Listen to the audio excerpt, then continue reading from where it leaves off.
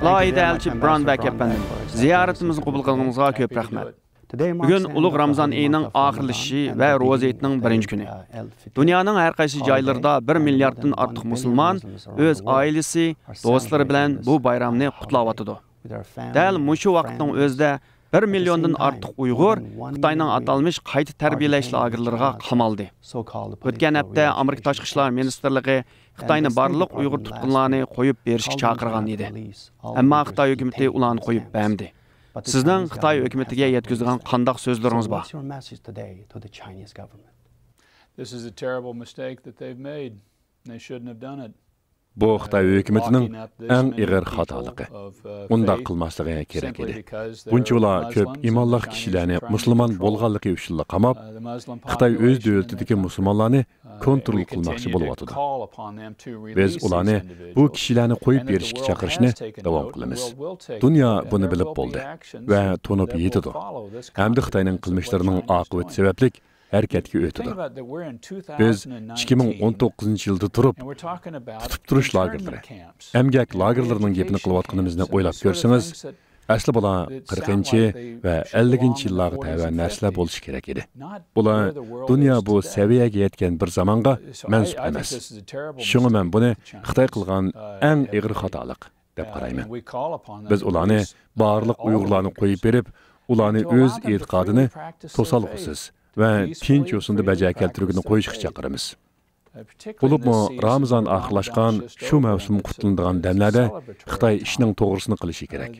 Xitoyning qilayotgani dunyoga shundoq bir signal berdi-ki, agar Xitoy o'zidagi musulmonlarga bunday qilishni ravo ko'rgan ekan, dunyoning boshqa joylarida o'z e'tiqodini tinch yo'sinda davom qilayotgan musulmonlarni nima deb o'ylagan bo'ladi? Mencha Xitoydagi cho'nglikdagi nufusi eng ko'p ikkinchi cho'ng iqtisodiy kuch bo'lgan bir davlat cho'qim dunyoga qandaq shaklda ko'rinayotganligi va iymonli insonlarga qandaq muomala qiladiganligidagi obraziga bakrak e'tibor berishi kerak. Ular buni bo'libmi musulmonlar, xristianlar, buddistlar, Falun Gongchilarga o'xshash shaklda qilyapti.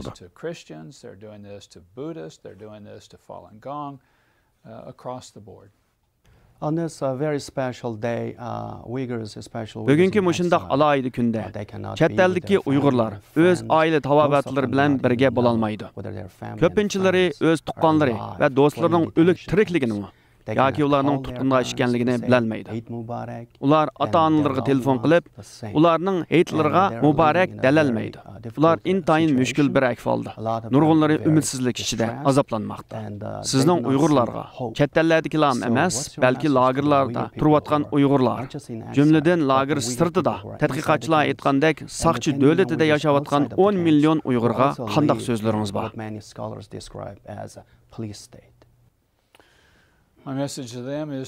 Mening Uyg'urlarga aytadiganim, duo tilovat qilinglar va noumid bo'lmanglar. Umiddan hargizmi voz kechmanglar. Bu vaziyat dunyoning diqqat markazida texmo ro'shanlashishga boshladi. Sizlar hozir musulmon ellarda namoyishchilarning to'planayotganligini ko'ryapsizlar. Indoneziyada namoyishlar bo'ldi. Turkiya hukumati o'ttirg'i chiqdi. Amerika hukumati kuchlik va ro'shan ravishda maydonini ifodalaydi. Umidinglarni yo'qotmanglar. Hamda shuningga ishonishni davomlashtiringlarki, haqqoniyat har zaman g'olib kelgan. Biz dunyo tarixida vaziyat dastlabda umidsiz ko'ringandimi, shundoq bo'lganligiga shohid bo'ldik. Injilda Tangri masxir qilinmas deydigan bir so'z bor.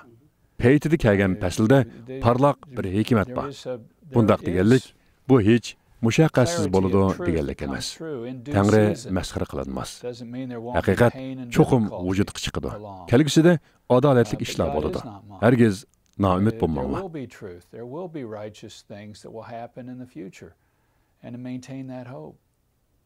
The United States government is at the forefront. Xitoy hukumati 800 mingdan 2 milliongacha musulmonlarni tutqun qilgandan keyin Amerika hukumati Uyg'urlar va rayondagi boshqa musulmonlarning huquqini qo'g'dashda oldingi safda turib keldi. Ammo Turkiyadan boshqa musulmon davlatlari bu masalaga kelganda shuk turib oldi. Hatto ba'zilari Xitoyning Uyg'urlarga solgan zulmlarini qo'lladi. Sizning musulmonlar ko'p sonliqni egallaydigan ellarga qanday gaplaringiz bor? So, what's your message to the Muslim majority countries? Mening ularga deydiğim, u yerda yuz berip atgan işler haqidagi faktlarni tekshiringlar va Uyg'urlarning kishilik huquqi, shundaqla jazolanib atgan boshqalar uchunmi o'ttirg'i chiqinglar. Mencha ba'zi hukumatlar agar biz boshqalarni ayblamasak, ularni bizni ayblamaydi deb o'ylaydi. Bizda bo'lishga tegishlik o'lcham mushumu? Amerika Qo'shma Shtatlarida xalqning ayblash haqqi bor. Ular bu yerda bo'lgan ba'zi ishlarni tanqid qila oladi. O'tganda ikki Yahudi ibodatxonasida yetishish bo'ldi. Biz buni tan oldik va buningga qarshi kurash qildik va rad qildik. Mana bu bizning musulmon ellarga qildigan chaqiriqimiz. To'g'ri ishni qilinglar. O'rninglardan turinglar. Ovozinglarni chiqaringlar va barcha insonning diniy erkinligi uchun ko'krak kirib, o'ttirg'i chiqinglar. O'z davlatinglardagi va Xitoydagi diniy erkinlik uchun tik turinglar. Xitoydan qo'rqmanglar. Ko'plagan davlatlar bor. Men ularning nurg'unlari bilan uchrashdim va Uyg'ur masalasini o'tirib qo'ydim. Ular Xitoyning iqtisodiy kuchini ishlatib, o'ktamni qilishidan ansiraydi ekan. Xato qilayotgan biriga deydigan gapinglar mushumi? Sizlar qo'rqinch ilkida harakat qilamsizlar yoki qo'rqqaninglar uchun medirlay olmamsizlar. Biriga mushundoq taqobil turamsizlar. Sizlar haqiqatni ochiq so'zlanglar. Ularmi shundoq qilsin, musulmon ellarmi shundoq qilsin. G'arb ellari butun dunyo shundoq qilishi va bu 2019-yilda milliondan ortiq odam qamalgan turma lagerlarini ayblashi kerak. Ular o'zlarining e'tiqodi sababli qamalgan. Bu bir razillik. And they are interned primarily because of their faith and the practice of their faith. This is wrong. Siz Uyg'urlarga ziyonkashlik qilishda mas'uliyati bor Xitoy amaldorlarini xalqaro magnitskiy kishilik huquq qonuni bo'yicha jazolashni qo'llamsiz. Bu to'g'risida muzokaralar olib berilyapti. Amerika hukumati qaror olmaguncha o'zining maydonini oshkorlamaydi. Uning ahvoli mush yergacha. Men bu to'g'risida hozir qanday mavqeda ekanligimni jakarlamayman. Amerika hukumati harakatga o'tganda butun dunyo shu vaqtni beradi. Sizningcha, agar xalqaro jamiyat o'zining Uyg'ur masalasiga ko'ngil bo'lishidan boshqa ahamiyatli harakat olib bormasa, Uyg'ur xalqi qanday kunga qoladi? With regard to the situation. We've seen this in the past. When the international community doesn't take biz ilgari bu xil ahvollarni ko'rgan. Xalqaro jamiyat harakat qilmay masalani hal qilmasa yoki qo'shamachilik strategiyasi qo'llansa, bu ziyonkashlik qiluvchining xo'rikini texmo o'stirib o'tadi. Agar Xitoy hukumatining Xinjiangda yurgizayotgan ziyonkashlikka qarshi harakat bo'lmasa, boshqa diktator hokimiyatlarmi o'xshash taktikani boshqa yerlarda qo'llanadigan ahvol kelib chiqadi. Bu diktator davlatlarmi yuqori texniklik kuzatish sistemasini o'rnatib, sun'iy aql va chiroy tonish sistemlari orqali ta'qibni kuchaytirdi. Xinjiangda bir qism kishilar so'lanmagan bo'lsa-mu, ammo ular jamiyatda normal yashay olmaydi. Siz masjidga bora olmaysiz. U yerga borsangiz, sizning ijtimoiy kreditingiz to'laydi. Ondan siz jamiyatdagi madaniy faoliyatlarga qatnasha olmaysiz. Bu yuqori texniklik sistema sizni to'sib yetadi. Agar dunyo Xitoy hukumatining hozirgi qilmishlarini to'smasa, siz bu xil sistemaning ko'payganligini ko'rasiz. Bu tarixdan bo'lgan shundoq. Uningga taqobil turmasangiz, u kengaydi xolos. Hozir xalqaro jamiyat harakatga o'tadigan vaqt keldi.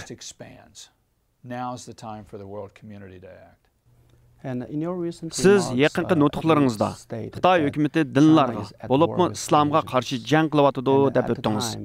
Hozirgi mezgilda Xitoy hukumati Uyg'urlarning diniy, milliy va kultural salohiyatiga hujum qilmoqda. Sizningcha Xitoy hukumatining islom va Uyg'urlarga qarshi qilayotgan jangda g'alaba qozona olamdi? No. Think how many regimes in the past have tried that. And how successful have they been? O'tmishdagi nurg'un hokimiyatlarning shunday qilishga uringanligini, ularning qanchalik muvaffaqiyat qozonganligini o'ylab ko'ring. Siz bir diniy jamoatni hargizmi bostira olmaysiz.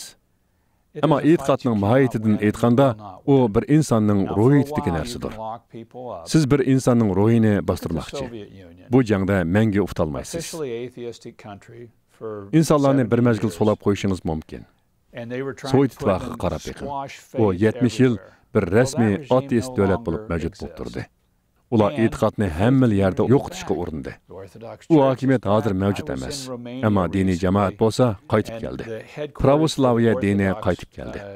Men yaqinda Ruminiyaga bordim. U yerda Pravoslaviya dinining bosh shtabi Sovetlar hukmronlik surgan zamonda kommunistlar yasagan parlament binosida. Bu bir saxt parlament edi. Ular hech nima qila olmaydigan, shaklga yasab qo'ygan bir bino edi. Ammo hozir bu bino bir chirkovdir. Shunga hozirgi savol bo'lsa, kommunizm nima ketdi? Pravoslaviya dini nada? Bu din 2000 yildan beri mavjud. Islommo nurg'un yillardan beri mavjud. Ham yana davomli mavjud bo'lib turdi. Xitoy hukumati bu jangda yengilmaydi. Va bunday qilishga uringan hokimiyatlar ilgirimi mag'lub bo'lgan. Xitoymo o'xshashla mag'lub bo'ladi.